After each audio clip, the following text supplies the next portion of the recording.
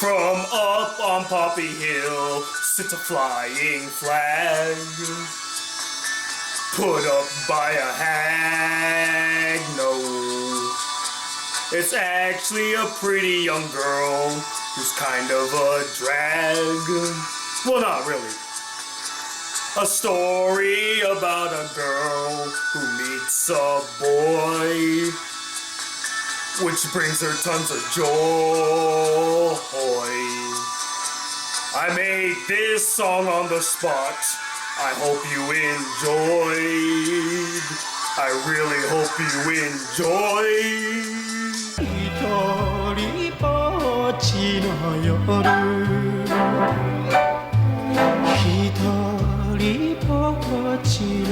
Hey guys, the Black Critic Guy back with another video for Studio Ghibli Month. And today we'll be reviewing From Up on Poppy Hill. And joining me in this review is fellow YouTuber and good friend Jacob from the Superhero Podcast, who did a terrific analysis for this film. So much so that I'm going to be making him take the reins in this review. Although not entirely, as there is a part in his review that I didn't agree with, and I'll interject at that point. But other than that, most of his points I agree with, and he said it in a much better and more eloquent way than I ever could. And I don't feel like I need to repeat what he said, it just would come off as redundant. And again, I like the way that he put it better than I would any day. But before he overtakes the video with this excellent review, there are a few remarks I want to make about From Up on Poppy Hill. First, this is the follow-up film for director slash former landscaper Goro Miyazaki, who made the critically acclaimed and beloved Tales from Earthsea, a film that I truly love. You all saw my review. You all know how much I raved about that film, right? Going into this film, I had very low expectations for it, and a lot of questions like, why did they give this guy a second chance? Why is he directing another Studio Ghibli film? Hasn't he destroyed Studio Ghibli's name enough with Tales of Earthsea? But when I discovered that Hayao Miyazaki was actually collaborating with his son, he was doing the planning and writing the screenplay, I got a little excited because now he's giving him some guidance. Whereas in Tales from Earthsea, that was all Guru. He did the screenplay, he did the direction, he was handling that project by himself, and as a first-time director, he didn't do such a great job. But with a veteran director, a veteran screenwriter like his father, I feel like it was in much safer hands. And in the end, this father-son collaboration proved fruitful, as what we have here is a quality film that is leagues better than Guru's previous film. Better direction, better writing, better story, better characters, better animation, and one hell of a memorable and catchy soundtrack. This is probably one of my favorite soundtracks that Studio Ghibli has made so far. It's catchy, it's upbeat, it's jazzy, and it fits the era that it takes place in. All in all, I'm quite impressed by Goro's 180 with this film, although you probably can contribute that to his father, as he probably was helping him out throughout the process. I would not be surprised, as this film really felt more like a Hayao Miyazaki joint more than anything, but still, I am still impressed. He did a good job, and if I were to give this film a grade, I would give it a 4 out of 5 stars. Definitely worth watching. And now, with all that said, let's get to Jacob's excellent review. Take it away, Jacob. Hello and welcome to the Superhero Podcast and my entry into Studio Ghibli Month, thanks to that Black Critic Guy. And, well, as you can see, I can't really sit with a black screen, so there you go, that's my anime contribution for this. Now, if you've never seen any of my show before, you're probably wondering why a superhero podcast is speaking about anime. Well, I've been an anime watcher and a manga reader for over 15 years, and I continually enjoy and appreciate everything that animation has come to offer and evolve since I started watching all those years ago. And shows like Haikyuu, Magi, Fairy Tail, Death Parade, shows like that really make me appreciate how far we've really come in terms of animation within contemporary culture.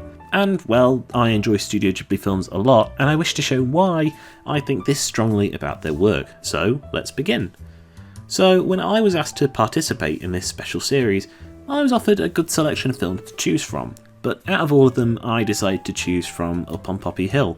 Now, some of you may be wondering, why this film in particular? What makes this film so special to me? Why did I pick this one? Well, for one thing, it was the first collaboration between two Miyazakis. The planning and the screenplay were composed by Hayao Miyazaki, and the direction was done by his son Goro Miyazaki. And you would think that this amalgamation of animation pedigree combined with new upcoming talent would be a match made in heaven, right? Well, let's analyse all of it, and I'll inform you of every little detail that I enjoy and things that you may enjoy as well. Picture this. The time is 1963, based in Yokohama, Japan, where we follow the story of Umi, a high school girl who is basically the mother figure of her siblings, having to prepare their meals, wash the clothes and such, as they're bored for their grandmother allowing them to stay at her home, as her mother is away in America and her dad is, he's dead. But you would think that this trait would be detrimental to her character, but it really isn't. It actually boosts her character portrayal, and it's actually a really effective way of saying that this girl is under a lot of pressure and a lot of strain in this age of evolution, should we say. But her one major character trait would be that she knows how to signal with flags, and how she raises them every morning, hoping that it leads her dad back home. Then we visit her high school, and we meet the members of the Latin Quarter's clubhouse, which, in all honesty, is a wreck and falling to pieces. It's a grand old building that's similar to a church hall, and it's what's on the inside that counts, but it's also a Miyazaki hub that sort of doesn't really play into the story, but we'll get onto that in a bit. And then we meet the second main character of the piece, which is Shun, who is a typical teenage lad who leaps off the building into a pool as a stunt to prevent the building from being shut down by the school board, as they basically agree that it's a rotting, destroyed piece of garbage. The pair don't really get along at first, but after a conversation here and there, it's clear that there is something between the two that is beginning to blossom. However, deep in their respective pasts lies a secret that could destroy the pair's relationship before it even well begins. Now, I won't ruin any more, as doing that would spoil the story, but aside from that, it's a very simple screenplay by Hayao Miyazaki and Keiko Niwa, based on Kokuriku Sakakara, which was written by Chizuru Takahashi and Tetsuru Sayama. And many apologies if I'm saying those names wrong, but that's just how I read them. And the film is something special, as although it may not have the grandest of scopes or magic and mysticism in like it other Miyazaki works, such as Spirited Away, Howl's Moving Castle, Ponyo, Porco Rosso, I could go on, it grounds itself in a fixed point of reality, and it benefits the story and how we see the characters. The exploits of high school kids in 1963 Japan, trying everything they can to prevent their clubhouse from being torn down. It's a people versus the man sort of film. It's got that kind of message to it. And how these two teenagers grow up along with their school life and personal responsibilities. Now, what I meant by the Miyazaki hub is the clubhouse, where a grand building or something in particular that centres around the story, such as, for instance, the forest within Princess Mononoke, or the bathhouse within Spirited Away, or hell, even the castle from Howl's Moving Castle. These are their hubs, so, well, that's where the main focus of the story is based around. A plot point or a location that is integral to the story, and in this case, it's the clubhouse, the church hall, falling apart, broken to pieces clubhouse. So, in the story, you would think that this would have some greater impact on the story, and it would really benefit the audience to see this over and over again, as it's constantly mentioned throughout the first 2 quarters of the film. In actuality, it's actually kind of superfluous to the story. It really doesn't need to be there. It's just a location where the two characters meet and they interact with a certain number of times before they can finally speak to each other outside of school to make it seem normal. And in a way it works, but I always saw it as a bit superfluous, and it really doesn't need to be there in such greater detail. The building itself isn't the problem. Basically the idea that this clubhouse is the most important thing in the world, but I think that's meant to be part of the message, which we'll get into now. Now, this is the only part of Jacob's review that I don't agree with at all. So I must interject, as I feel that the clubhouse does play a very vital role in the story of this film. It's the catalyst that gets the story going in the first place. If not for the clubhouse, the two leads would have never interacted, they would never meet. Not only that, but the clubhouse adds a bit of flair to the story, a bit of uniqueness, an otherworldliness. I mean, the moment we step into this building,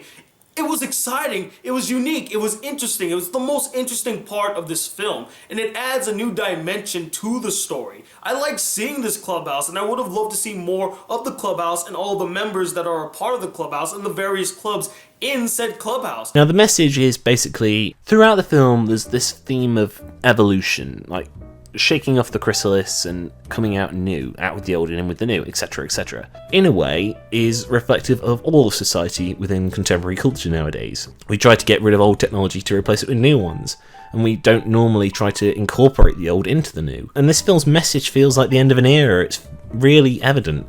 Hayao Miyazaki wanted to base his final few films more so in reality than in fantasy, because it shows that real life can be endearing and interesting too, rather than having to leap back into fiction continuously over and over again. Is that non-fiction and somewhat real stories can have a greater impact on the audience. And touching on this, there are more story tropes that actually hit the audience harder, such as a dead father who was killed during the war, a mother who's having to work abroad to earn money for her family, traditionalist values of marriage, having the grandmother not approving of the husband in the first place, and of course, with this theme of evolution throughout the movie, of out with the old and with the new, it definitely feels like this was the atmosphere at Ghibli at the time, because Hayao Miyazaki had announced that he was going to retire very soon. I mean, of course, he had retired before, but this time it seemed definitive, and basically, these two last films that he was working on were it. He wanted to retire for good, to actually be, let's say, a grandfather to his grandkids. I would say the theme of this movie is to accept the past, but not forget it, incorporate into the future to make sure it's not forgotten, but building upon it to evolve it. And I think that's what On Poppy Hill tries to do as well. It's meant to say that Clubhouse is special and it's always going to be there, but in order to move it into the future, it has to be incorporated into it and not just destroyed, which I think works well. Now, Umi is a very proactive protagonist. She's a very nice protagonist. The audience can empathise and follow her story because they can agree with her on virtually all of her arguments, and it's clear that this film is based at the teenage demographic. For Umi, it's having to take all of this responsibility of looking after her family, doing her schoolwork, and trying to deal with this remorse and this guilt and this emptiness of losing pretty much both of their parents, because she barely ever sees her mother and her dad has died, and the only ones she has for family are her siblings who have their own lives to get on with, and her grandmother who basically doesn't have to do much but put them up. And with the changing world of television, radio, it's a bit much for her. She doesn't want to be sucked out of her comfort zone too fast. She wants to develop with the times. She wants to go on into the future and not out with the old. So this theme continues throughout the characters.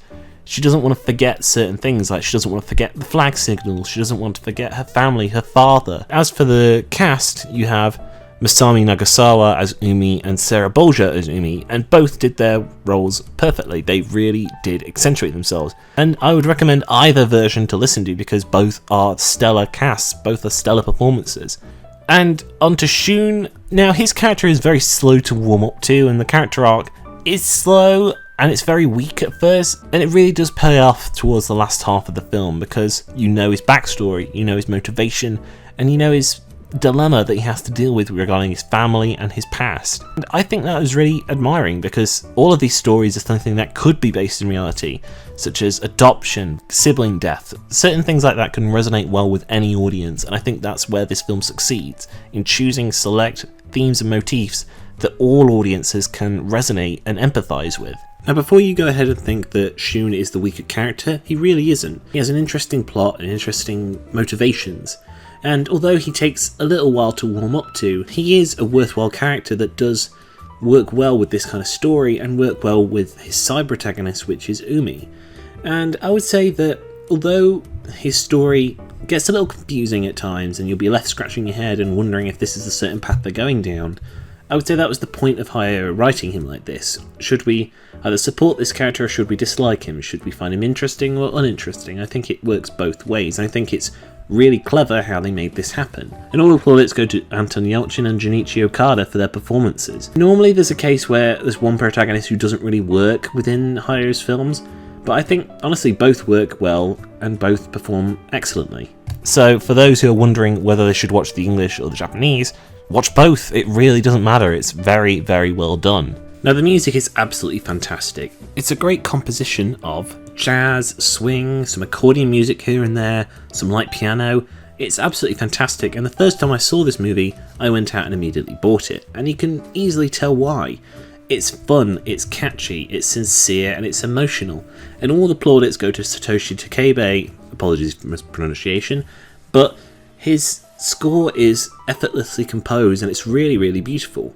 Similar to other Ghibli works where simple piano and simple jazz work with the story well enough that the audience gets wrapped in, that the audience gets brought into the story and they can feel like they're a part of it. Rather than being just a simple audience, they're brought into the story. And I think that works brilliantly within this movie. And you could say that simplicity is brilliancy, and that's, you can quote... Oh god, that's a terrible line. The character models are very basic and some have the exact same faces. Every third person has the same drawn face with the exact same haircut, either a shaved head or short back and sides. It's blatantly obvious and it's pretty poor. And it's obviously a way to save on the budget, but every third face in the crowd, it's really evident in the debate scene and the panning shots from the clubhouse. Like, you can really tell. In total of individually designed characters, there's about 20 to 25 that have any distinguishing features at all that prevents them from being thrown into this pool. Like, for example, you have Umi, Shun, Umi's family, Shun's family, best friend, who's kind of the principal's son as well, or the director's son. Then you have certain members of the clubhouse, certain particular friends of Umi, and that's pretty much it. That is pretty much it. A fisherman and a captain, and that's pretty much the entirety of individually designed characters. So, in a way, it's good for saving on budget, but also it's particularly lazy. And I know they've been guilty of doing this in the past, but it was here that I was like, oh, same face, same face, same face, same face, same face. Moving on. And of course, a side note has to be set aside for the animation and what I thought of it.